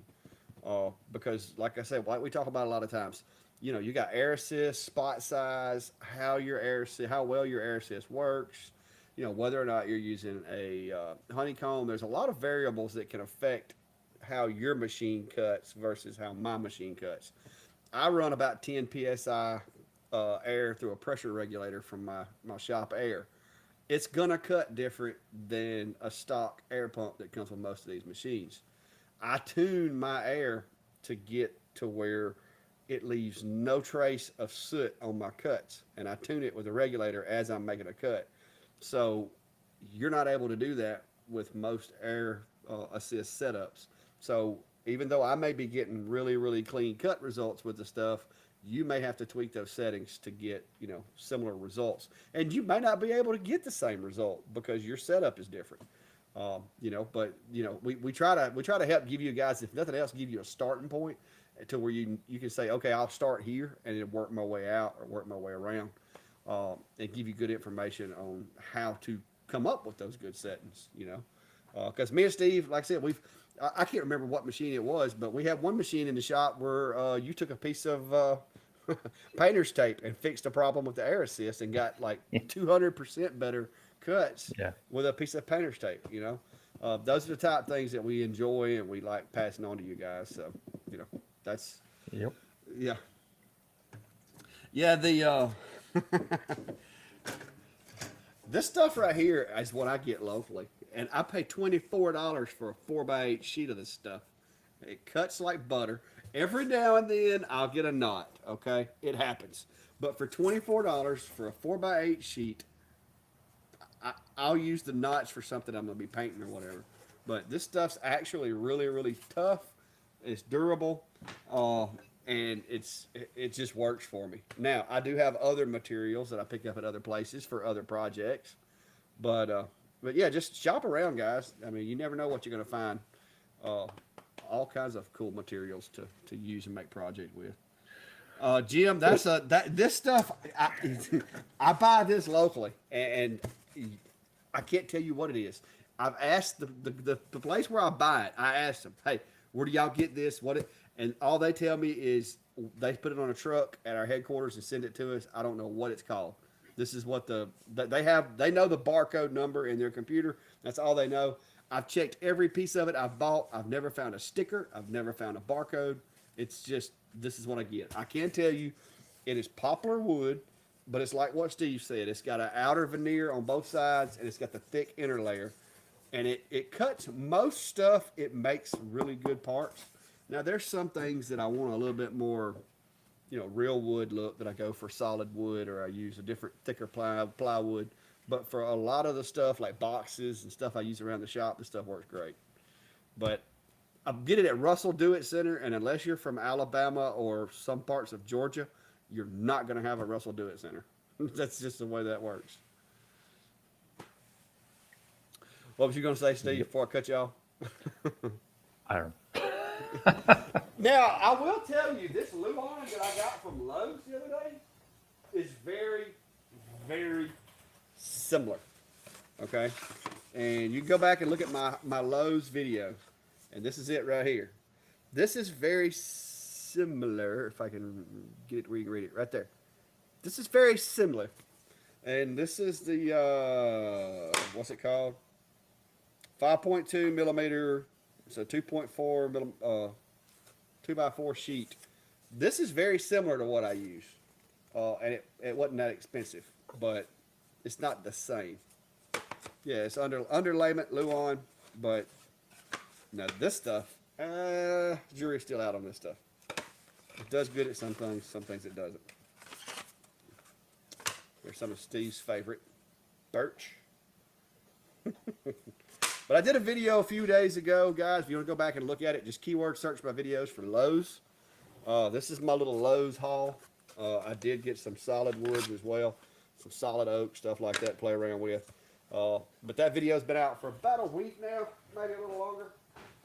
And some pretty good materials, and especially if you're not, you're not set in on any one particular material, it might be something you want to look at. Looking at Robert. Well, all right, I'm gonna be quiet for a minute. Let Steve talk. Well, I think we're coming up on the end. We've been going for a couple hours. It's a little past 9 local time. So just going to remind everybody, we do have our laser engraving community through Facebook.